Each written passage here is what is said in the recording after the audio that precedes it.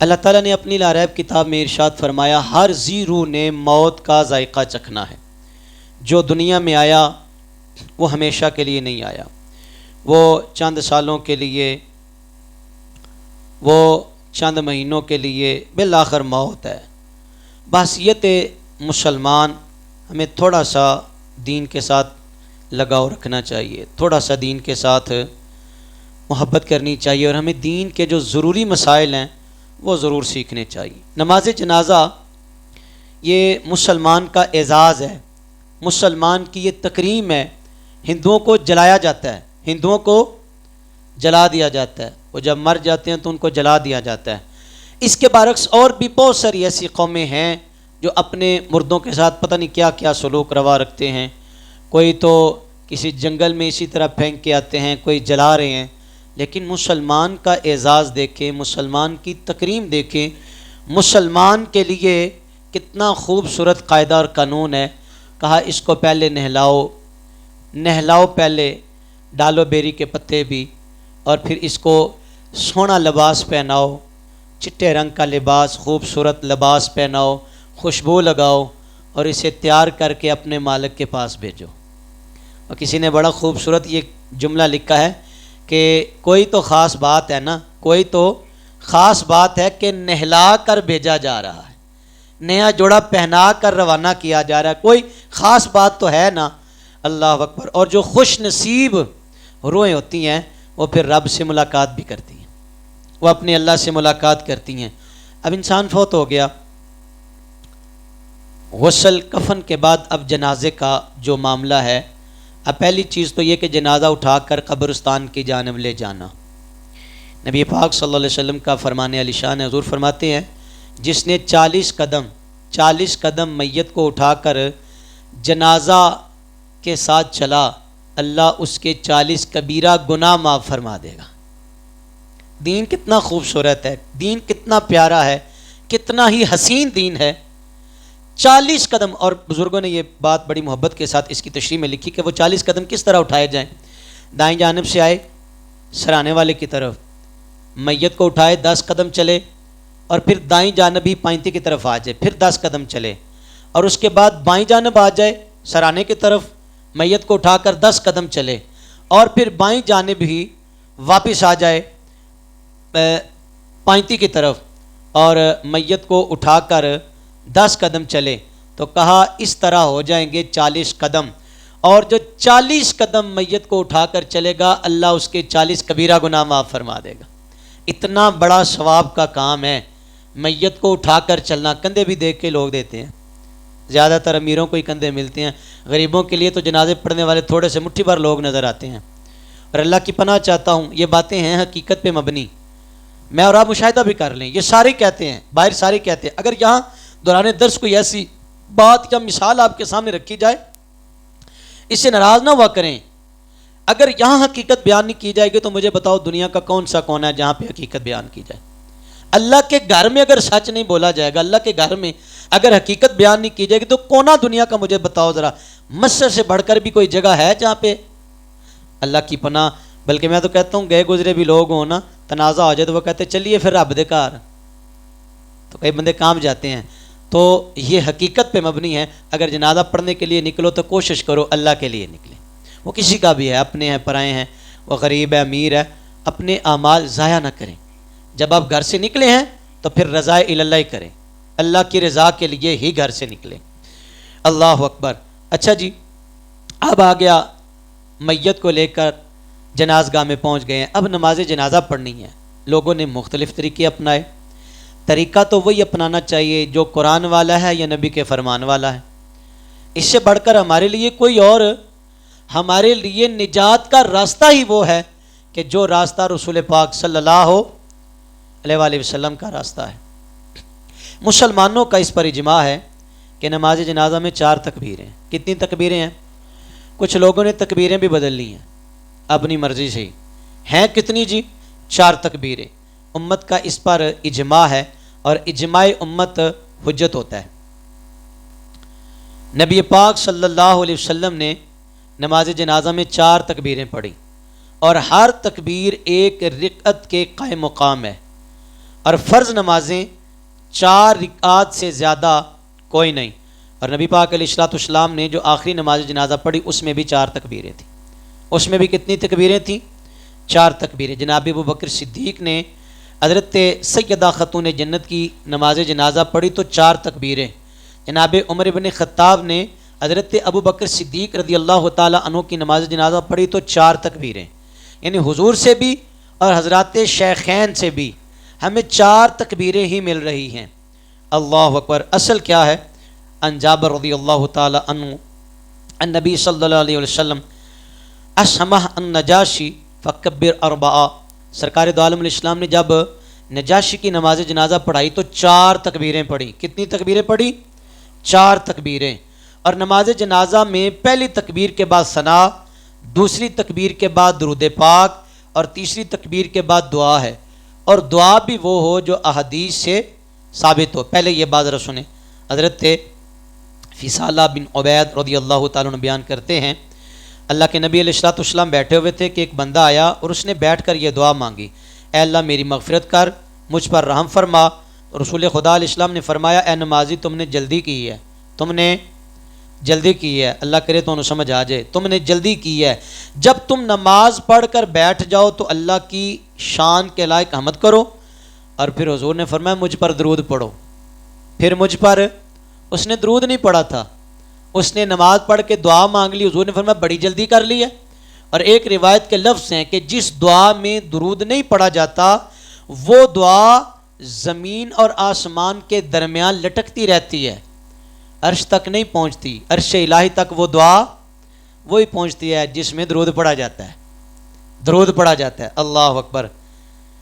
پھر اس کے بعد ایک اور شخص آیا، اس نے اللہ کی حمد کی اور نبی پاک علیہ الصلوۃ والسلام پر درود پڑھا.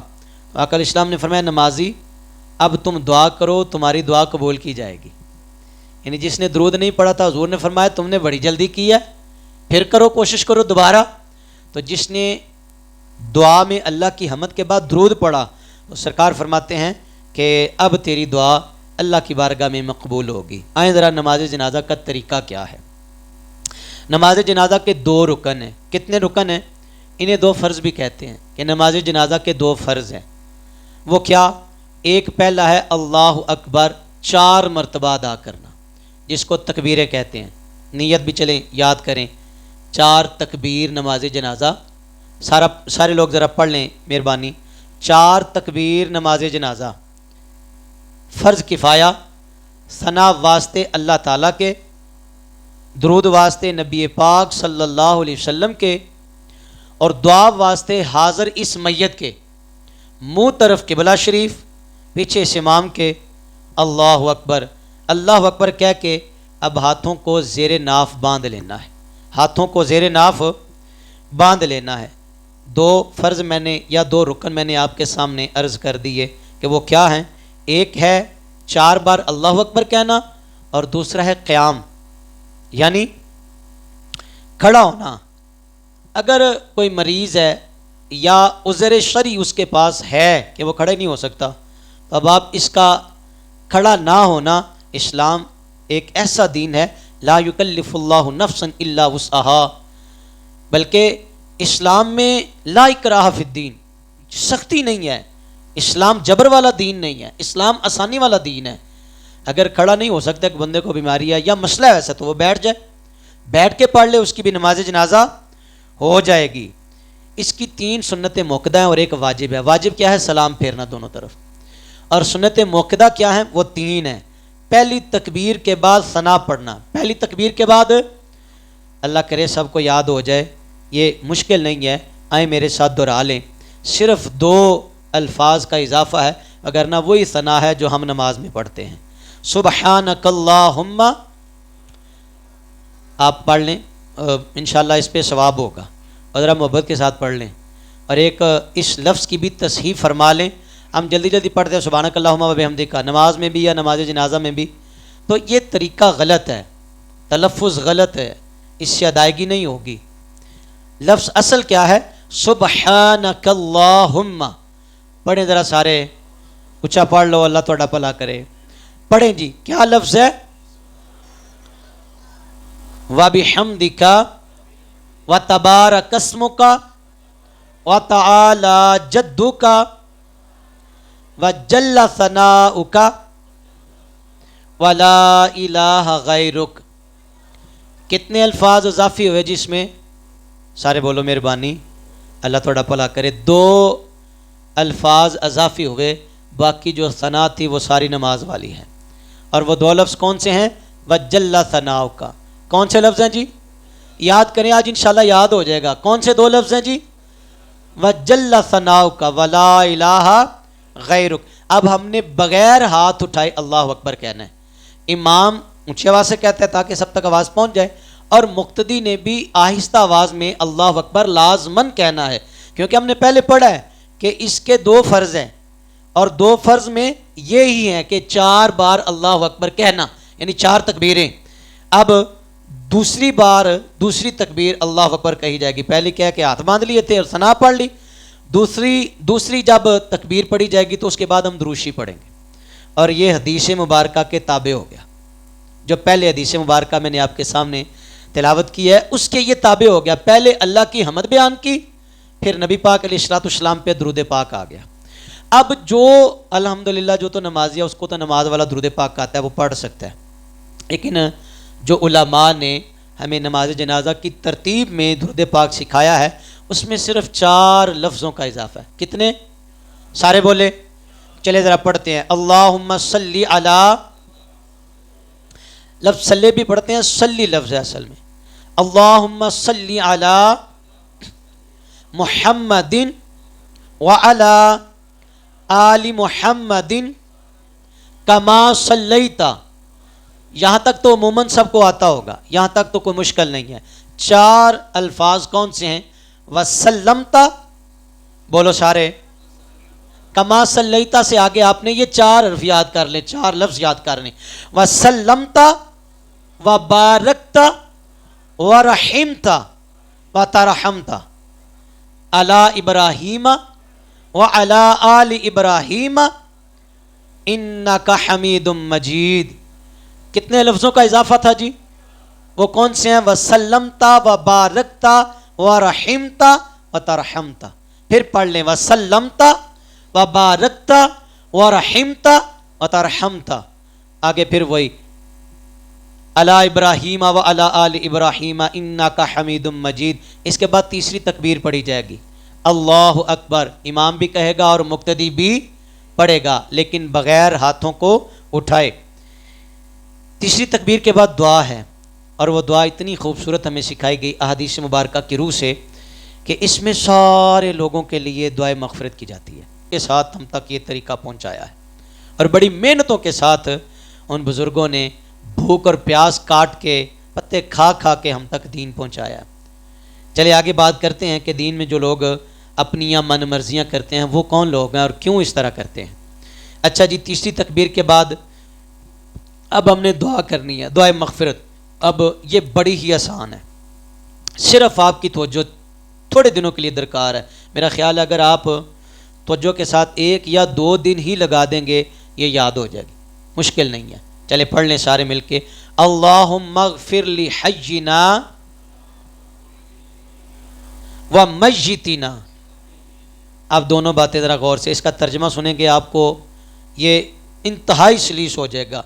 ऐ अल्लाह बख्श दे हमारे जिंदों को और हमारे मुर्दों को। हय्यिना से मुराद जो हयात है, व मय्यितना से मुराद मैयत से, मय्यितना हमारे मुर्दों को। ऐ अल्लाह बख्श दे हमारे जिंदों को और हमारे मुर्दों को। व शाहिदिना व गायबिना, शाहिद कहते हैं जो हाज़िर है, या अल्लाह जिन्हें हाज़िर ने इन्होंने भी माफ़ फरमा दे। और गायब किसको कहते हैं? सौखा है ना, तुझे बोल दे नहीं, गायब जो है नहीं, जिधर नहीं है। या अल्लाह जो आ गए हैं इनको भी बख्श दे, और जो नहीं आ सके उनको भी। व सगीरिना व कबीरिना, पढ़े पढ़े जी, पढ़े जी। सगीर कहते ने छोटे नूं, तो कबीर कहते ने। या अल्लाह हमारे छोटों को भी माफ़ कर दे और हमारे बड़ों को भी माफ़ कर दे। व ज़करिना व उनसाना, हमारे मर्दों को और हमारी औरतों को। है ना कितना आसान तर्जमा इसका। या अल्लाह बख्श दे हमारे मर्दों को और हमारी عورتوں کو اللہم من احییتہ منا فاحییہ علی الاسلام. پڑھے ذرا اللہم من احییتہ منا فاحییہ علی الاسلام. اے اللہ جنی دیر زندہ رہیے سانو اسلام تے زندہ رکھی. یہ نماز جنازہ میں دعا مانگی جا رہی ہے زندوں کے لیے، مردوں کے لیے، حاضر کے لیے، غائب کے لیے، چھوٹوں کے لیے، بڑوں کے لیے، مردوں کے لیے، عورتوں کے لیے. پیچھے کوئی نہیں رہا، سارے اس میں آ گئے ہیں. اور اگلے دعا کے جو لفظ ہیں، یا اللہ جنی دیر جوندے رہیے اسلام تے قائم رہیے. اور آگے پڑھیں وَمَن تَوَفَّيْتَهُ مِنَّا وَمَن تَوَفَّيْتَهُ مِنَّا فَتَوَفَّهُ عَلَى الْإِيمَانِ. اور یا اللہ جب ہمیں موت آئے تو ایمان پہ موت آئے، جب ہمیں موت آئے تو ایمان پہ موت آئے. اچھا، انتہائی سلیس انداز سے میں نے کوشش کیا کہ آپ تک نماز جنازہ کا جو طریقہ ہے وہ عرض کروں. میں نے کہا کہ اگر تھوڑی سی ہی آپ توجہ کریں تو انشاءاللہ 1 یا 2 دن میں آپ کو مکمل نماز جنازہ یاد ہو جائے گا. اب اس کے بعد ہوگی چوتھی تکبیر. کیا ہوگی جی؟ امام بھی کہے گا اور مقتدی بھی اللہ اکبر کہے گا. چوتھی تکبیر کے بعد معروف یہ ہے کہ دونوں ہاتھوں کو چھوڑ دیں. دونوں ہاتھوں کو افضل طریقہ یہی ہے جو علماء نے ہمیں ارشاد فرمایا. چوتھی تکبیر کہنے کے بعد دونوں ہاتھوں کو چھوڑ کر آپ نے سلام پھیرنا ہے، پہلے دائیں جانب اور پھر بائیں جانب. اب یہاں تک تو کچھ لوگ اتفاق کرتے ہیں 4 تکبیروں پہ بھی وہ کہتے ٹھیک ہے جی. انہوں نے کہا چلو جی نماز جنازہ بھی تو دعا ہے نا، اب میت کو اٹھاؤ اور دفنا دو، قبر پہ بھی دعا مانگنے کی ضرورت نہیں ہے، نماز جنازہ کے بعد بھی دعا مانگنے کی ضرورت ہے. اب یہ ان لوگوں کا زوم ہے، ان لوگوں کا یہ اپنی طرف سے ایک طریقہ ہے. لیکن ہمارے اسلاف نے، میں نے پہلے عرض کیا، بڑی محنت کے ساتھ دین ہم تک پہنچایا ہے. کچھ لوگوں نے تکبیریں بدل لی، کچھ لوگوں نے تکبیریں تو 4 ہی رکھیں، لیکن جنازے کے بعد انہوں نے کہا نہیں جی بس ہو گیا جی، ہن اٹھاؤ میت نو دفن کر دیو تے کام مکا. اب ایمان سے بتانا، کسی بچے سے بھی یہ سوال کرے نا سادہ سا عرف عام میں کہ پتر اللہ کو لو دعا منگل لگے ہاں، چکنا چاہیے؟ اللہ سے دعا مانگنے کے لیے شرمانا چاہیے؟ یا کوئی وقت کی قید ہے، کوئی پابندی ہے کہ اس وقت اللہ سے مانگنا، اس وقت نہ مانگنا؟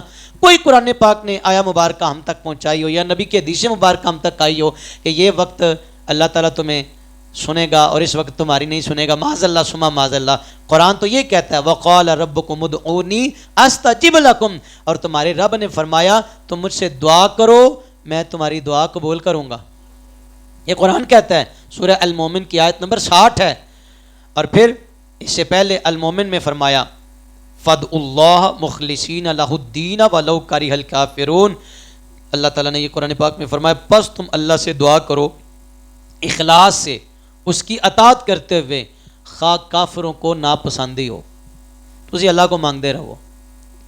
وَإِذَا سَأَلَكَ عِبَادِي أَنِّي فَإِنِّي قَرِيبٌ، اے میرے محبوب ان کو بتاؤ جو میرا پتہ پوچھتے ہیں، ان کو بتاؤ اللہ تو بڑے قریب ہے، وہ تو تمہاری شارک سے بھی نیڑے ہے، اس سے مانگو. اب ہم نے نماز جنازہ تو پڑھ لی ہے، تو آئے اسی لیے تھے کہ اپنے بھائی کے لیے، اپنی بہن کے لیے جو دنیا سے جا رہا ہے، اللہ سے دعائے مغفرت طلب کرے، اللہ سے بخشش کی دعا مانگے. اللہ اکبر. چلے نماز جنازہ بھی ہم نے وہ دعا ہی ہے، ہم اقرار کرتے ہیں، لیکن سنیں حضور کی حدیث مبارکہ حضرت انس رضی اللہ تعالیٰ عنہ بیان کرتے ہیں رسول پاک علیہ الصلوۃ والسلام نے فرمایا دعا عبادت کا مغز ہے.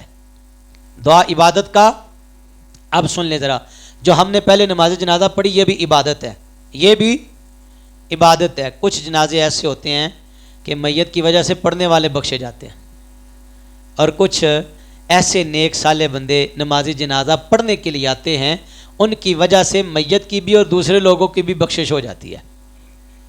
اب دعا عبادت کا مغز ہے، یعنی یہ تو ہمارے سامنے بڑی وضاحت سے یہ بات آ گئی ہے حضور علیہ السلام کی عبادت کی ہے.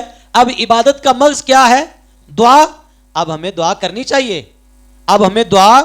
اور پھر سن لیں، میں حوالے کے ساتھ بات کرنے کا الحمدللہ عادی ہوں، اللہ تعالیٰ سے دعا کرتے ہیں اللہ ہمیں سچا دین عطا کرے، ستھرا دین عطا کرے. ان ابی ہریرہ قال سمعت رسول اللہ صلی اللہ علیہ وسلم یقول اذا صلیتم علی المیت فاخلصوا له الدعاء. یہ ابو داؤد میں ہے، ابن ماجہ میں ہے، ابن حبان میں ہے. حضرت ابو ہریرہ رضی اللہ تعالیٰ عنہ بیان کرتے ہیں میں نے رسول پاک علیہ السلام کو یہ فرماتے ہوئے سنا، حضور کو یہ فرماتے ہوئے سنا کہ جب تم میت پر نماز جنازہ پڑھ لو، نماز جنازہ اذا صلیتم علی المیت، جب تم میت پر نماز جنازہ پڑھ چکو تو کیا کرو؟ فاخلصوا لہ الدعاء، تو اخلاص کے ساتھ اس کے لیے اللہ سے دعا مانگو، اخلاص کے ساتھ اللہ سے اس کے لیے کیا مانگو؟ تو اس کا مطلب ہے یہ حدیث مبارکہ میں بات موجود ہے، سنیے، اپنے کولوں نہیں عقیدے کڑے، ہماری جرت کیا ہے، بلکہ وہ لوگ ذرا سوچیں، وہ لوگ تھوڑی سی عقل کو نہ ذرا مد نظر رکھیں، ایویں نہ انج کرن جنہیں لایا گلیوں دے نالے ٹور چلی۔ یہ سارا طریقہ تو قرآن و سنت سے ہمیں مل رہا ہے۔ قرآن کہتا ہے جب بھی مانگو اللہ تمہاری دعا کو سنتا ہے اور قبول بھی کرتا ہے۔ سرکار فرماتے دعا عبادت کا مغز ہے۔ یار جھگڑے نہ کرو یار، اگر تم واقعی اپنے بھائی کی بخشش کے لیے دعا کرنے کے لیے آئے ہو تو پھر پہلے اگر پڑھ لیا تو بعد میں پڑھنے میں کیا مذائقہ ہے؟ دعا یہاں مانگو، وہاں مانگو، قبر پہ کھڑے ہو کے مانگو، قبرستان سے باہر آ کے مانگو، وہ اللہ سے مانگنا ہے، وہ کسی اور سے مانگنا۔ تو اپنے اللہ سے مانگتے ہوئے ہچکچاہٹ نہیں ہونی چاہیے۔ حضور علیہ السلام کی حدیث مبارکہ ہمارے پاس موجود ہے اور یہ اس بات کی دلالت ہے۔ اس کے علاوہ بھی اور احادیث مبارکہ موجود ہیں، لیکن چونکہ وقت خاصا میں نے آپ کا لے لیا ہے، نماز جنازہ پڑھنے کے بعد میت کے لیے دعا مانگے اور پھر کوشش کرے تدفین تک وہیں کھڑے رہیں۔ ہمیں یہ حکم دیا گیا ہے اپنے پیاروں کی قبر پہ اتنی دیر رکیں، کتنی دیر؟ اتنی دیر تک رکیں، ٹھہرے رہیں جب تک ایک اونٹ کو ذبح کر کے گوشت بنا کے اس کا گوشت تقسیم نہیں کیا جاتا۔ اب اندازہ کر لے کتنا وقت لگتا ہے۔ عموماً ہمارے ہاں ایسا ہی ہوتا ہے، اللہ ماشاء اللہ گھر والے کچھ لوگ ہی وہاں پہ موجود ہوتے ہیں، وگرنہ سارے ایک نئی ریت و رواج ہم نے دیکھ لی ہے کہ جو جنازہ پڑھنے والے آئے ہیں کہ وہ گھر والوں سے اب ایک ملاقات کی لائن لگ گئی ہے، وہ بھی کہہ رہا ہے میں دکھاؤں، وہ بھی کہہ رہا ہے میں دکھاؤں، وہ بھی کہہ رہا ہے میں ملاقات کر لوں، میں بھی آیا تھا۔ سن لیں، فرض نمازوں میں جو فرض عین ہے پہلی صف کا ثواب زیادہ ہے اور نماز جنازہ میں پچھلی صف کا ثواب افضلیت۔ ہم افضلیت کو تو دیکھتے ہی نہیں۔ نماز مسجد میں پڑھنے آئیں گے تو کوشش یہی ہوتی ہے وہ جو جوتیوں والی جگہ کے قریب صف ہے نا وہاں پہ کھڑے ہوں۔ ہماری یہاں کوشش یہ ہوتی ہے، مسجد میں کوشش یہ ہوتی ہے کہ جوتیوں کے قریب جو آخری صف ہے نا اس پہ کھڑے ہوں، مولوی صاحب فٹافٹ سلام پھیرن تو اسی دوڑ لا دئیے۔ اور نماز جنازہ میں یہ ہوتا ہے کہ یار پہلی صف میں ذرا آئیں، سب کو نظر تو آ جاؤں نا میں۔ وہ خدا کے واسطے کام جو بھی آپ کرتے ہیں، محنت کرتے ہیں، اعمال کرتے ہیں، وہ اللہ کے لیے کریں، اپنے اللہ کے لیے کیا کریں، اپنے رب کے لیے کیا کریں۔ وہ جو اللہ کے لیے کام کیے جاتے ہیں جزا انہی کی، ثواب انہی کا ہے، وہی ہمارے لیے فائدہ مند ہے اور وہی ہمارے لیے کارآمد ہوں گے۔ اور بھی مسائل اگر کسی نے کوئی سوال پوچھنا ہو نماز جنازہ کے متعلق تو آپ پوچھ سکتے ہیں۔ باقی اللہ سے دعا کرتے ہیں جو چند ایک باتیں میں نے آپ کی خدمت میں عرض کی، اگر کوئی کمی رہ گئی ہے تو اللہ معاف فرمائے، اور جو صحیح کہا گیا اللہ آپ کو اور مجھے یاد رکھنے کی عمل کی توفیق عطا فرمائے۔ اللہ آپ کا بھلا کرے۔ بہت خوبصورت اور بڑا اچھا آپ نے سوال کیا۔ ہمارے ہاں عموماً آج یہ رواج پیدا ہو گیا کہ ایک پانچواں بندہ سرانے کی طرف آتا ہے، تو یہ اپنی من مرضی ہے۔ اسلام نے ہمیں 4 بندوں کا ہی حکم دیا ہے، 4 بندوں کی ہی اجازت ہے کہ 4 پائی کو اٹھانے والے 4 لوگ ہوں۔ کتنے لوگ ہوں؟ 4 لوگ ہوں۔ ہاں 2 لوگ کب اٹھا سکتے ہیں؟ راستہ تنگ ہے، گلی چھوٹی ہے، یا کوئی پرابلم ہے کہ 4 بندے چل نہیں سکتے، تو تھوڑی دیر کے لیے جتنی دیر تک یہ دقت ہے، یہ مشکل ہے، اس کو آسان کرنے کے لیے پھر 2 بندے آگے پیچھے سے اٹھا سکتے ہیں۔ یہ جو 5واں بندہ آ گیا نا یہ خلاف سنت ہے، یہ خلاف سنت، ہمیں بچنا چاہیے۔ ایک اور اسی سوال سے میرے ذہن میں بات آ گئی۔ عموماً یہ سوال کیا جاتا ہے غیر محرم کندھا دے سکتے ہیں کہ نہیں؟ جو غیر محرم ہیں کندھا دے سکتے ہیں یا نہیں؟ یا قبرستان میں بھی اعلان کیا جاتا ہے، کوئی صاحب کہتے ہیں مولوی صاحب ذرا اعلان کر دو غیر محرم پیچھے پیچھے ہو جان۔ اب اس میں یہ بات غور طلب ہے کہ جو کندھا دینے کی بات ہے وہ غیر محرم دے سکتا ہے۔ پہلی بات تو یہ کہ جو محرم ہے وہ کوشش کریں، ان کو چاہیے، لیکن باوجود اس کے غیر محرم چونکہ یہاں ایک دوڑ لگی ہوتی ہے تو غیر محرم اگر کندھا دے لے تو اس میں مذائقہ نہیں ہے، لیکن جب تدفین کا وقت آئے، دفن کرتے وقت کوئی غیر محرم قریب نہیں ہونا چاہیے۔ خود بخود ہی پیچھے ہو جائیں، خود بخود ہی کوشش کریں۔ بھائی اگر تو اللہ معاف کرے دکھانے کا ہی مقصد تھا تو وہ میں نے پہلے عرض کر دیا ہے، وہ تو ہم نے جنازگاہ میں دکھا لیا، اب کیا کریں؟ کوشش کریں۔ اور اچھا یہاں غور طلب ایک اور بات یہ ہے کہ اسلام نے اگر اس وقت جب وہ خاتون دنیا سے جا رہی ہے اس کے متعلق یہ حکم کیا کہ غیر محرم پیچھے پیچھے ہو جاؤ. تو جب وہ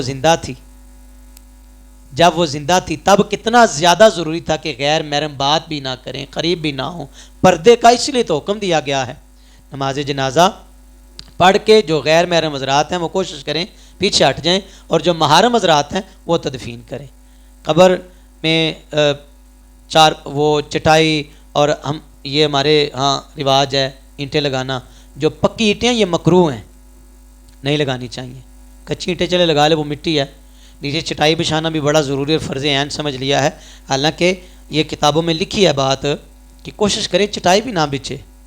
چٹائی اس لیے کہ وہاں عاجزی کے ساتھ جائیں، انکساری کے ساتھ جائیں. ہو سکتا ہے اللہ کو یہ ادا پسند آ جائے، یہ ادا پسند آ جائے. اور کوئی سوال کسی کے ذہن میں ہو، سب کا بھلا ہو جائے گا. اگر نماز جنازہ کے متعلق کسی کے ذہن میں سوال ہو تو وہ پوچھ لے. ایک بندہ آیا جلدی جلدی، اس نے کہا کہ نماز جنازہ کھڑی ہو گئی ہے. تو میرے خیال ہے 1-1.5-2 منٹ لگتے ہیں نماز جنازہ پڑھنے میں. تو وہ کہتا ہے میں بے وضو ہوں، اگر میں نے وضو کیا تو نماز جنازہ گزر جائے گی، تو میں کیا کروں؟ اب اسے چاہیے جلدی جلدی تیمم کر لے. جلدی جلدی کیا کرے؟ پانی کی طرف نہ جائے. اب یہاں اجازت ہے، یہاں اجازت ہے. وہ اگر وضو کرنے جائے گا تو نماز جنازہ گزر جائے گا. تو تیمم کر لے جلدی جلدی، ضرب لگائے 2 چہرے پہ اور اس طرح ہاتھوں کے یہاں کونیوں تک، یہ تیمم ہو جائے گا اور نماز جنازہ میں کھڑے ہو جائیں. تیسرا ایک مسئلہ یہ ہے کہ ایک مسبوق ہے، یعنی وہ جس نے 1 یا 2 تکبیر کے بعد نماز جنازہ میں شرکت کی ہے. ایک بندہ دوڑ کے آیا، نماز جنازہ کھڑی ہو گئی ہے، 1 تکبیر یا 2 تکبیر امام نے کہہ لیا ہے. اب اگر 2 تکبیر گزر گئی ہیں، آنے والے کو کتنی تکبیریں ملی؟ 2 ملی نا. آپ کی مہربانی ذرا میرا ساتھ دیں. 2 تکبیریں گزر گئی تھی، بندہ لیٹ ہو گیا ہے، اس کو ملی ہیں 2 تکبیریں. اب اس کے لیے کیا حکم ہے؟ ذرا آئیں، ذرا شروع سے جو میں نے ایک بات عرض کی تھی، فرض کتنی تکبیریں ہیں؟ اب اس نے فرض پورا کرنا ہے. اگر تو اسے موقع ملتا ہے کہ تیسری تکبیر کے بعد دعا پڑھ لے، تو وہ کوشش کرے جلدی جلدی. امام نے سلام پھیر دیا، جو پہلے ساتھ تھے انہوں نے سلام پھیر دیا، اب یہ جلدی جلدی دعا پڑھ کے چوتھی تکبیر کر کے پھر سلام پھیر لے. اگر اس کو یہ بھی موقع نہیں ملتا تو علماء نے کہا کم از کم 4 تکبیریں وہ پوری کر لے اور پھر سلام پھیر دے. جس طرح آپ نماز میں آتے ہیں، 3 رکعت نماز ہے، نماز مغرب کی 2 آپ کو ملی ہیں، تو بعد میں 1 رکعت آپ اپنی پوری کرتے ہیں نا. تو اس طرح نماز جنازہ میں آپ نے 4 تکبیریں پوری کرنی ہیں. کیا کرنا ہے آپ نے؟ 4 تکبیریں آپ نے پوری کرنی ہیں. جب آپ 4 تکبیریں پوری کر لیں گے، یہ 2 فرض ہیں، 4 تکبیریں اور قیام آپ ویسے کھڑے ہیں، تو پھر نماز جنازہ آپ کی طرف سے ادا ہو جائے گی. اللہ ہمیں سمجھنے کی توفیق عطا فرمائے. پوچھ لیا کرو، کوئی گل نہیں، میں ایڈا وڈا کو عالم نہیں ہے، لیکن پھر بھی کتاباں دا سہارا لے کے کوئی مسئلہ وچ چکیا نہ کرو، بالکل نہ شرمایا کرو، بالکل نہ چکیا کرو.